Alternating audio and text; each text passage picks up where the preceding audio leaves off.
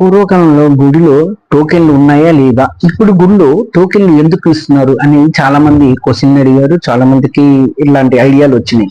అది నేను కొద్దిగా వివరంగా చెప్తాను దాని గురించి. పూర్వకాలంలో గుడిలో ఇప్పుడు టోకెన్లు అనే వ్యవస్థలు ఉండేది కాదు. కానీ ఆ కాలంలో కూడా కొన్ని నియమాలు పద్ధతులు మాత్రం ఉండేవి. ఇప్పుడు ఎందుకు టోకెన్లు వచ్చాయో అర్థం చేసుకోవాలంటే రెండు కాలాల మధ్య తేడా చూడాలి. పూర్వకాలంలో పరిస్థితి ఎలా ఉండేది? గుడులు చిన్నగా ఉండేవి, జనసంఖ్య కూడా తక్కువ.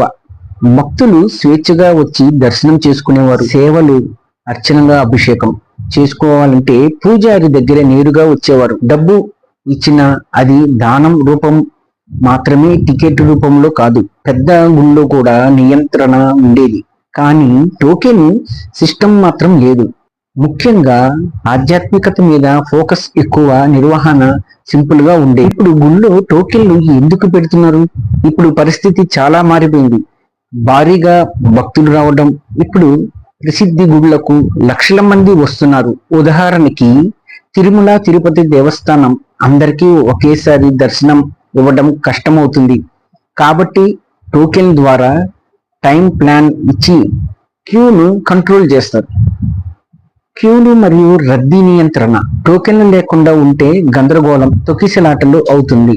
టోకెన్ వల్ల ఎవరికి ఎప్పుడు వెళ్లాలో క్లియర్ గా ఉంటుంది. ప్రత్యేక సేవలు నిర్వహణ, అభిషేకం, అర్చన, స్పెషల్ దర్శనం లాంటివి ఇప్పుడు ముందుగానే బుక్ చేయాలి. టోకెన్ ద్వారా ఎవరు సేవ తీసుకుంటున్నారో ట్రాక్ చేయడం సులభం. డబ్బు నిర్వహణలో పారదర్శకత. పూర్వము నేరుగా డబ్బు ఇచ్చేవారు, రికార్డు ఉండేది కాదు. ఇప్పుడు టోకెన్ వల్ల ఆదాయం క్లియర్ గా రికార్డ్ అవుతుంది, దుర్వినియోగం తగ్గుతుంది. భక్తులు సౌకర్యం, ఆన్లైన్ లో టికెట్లు కూడా వస్తున్నాయి.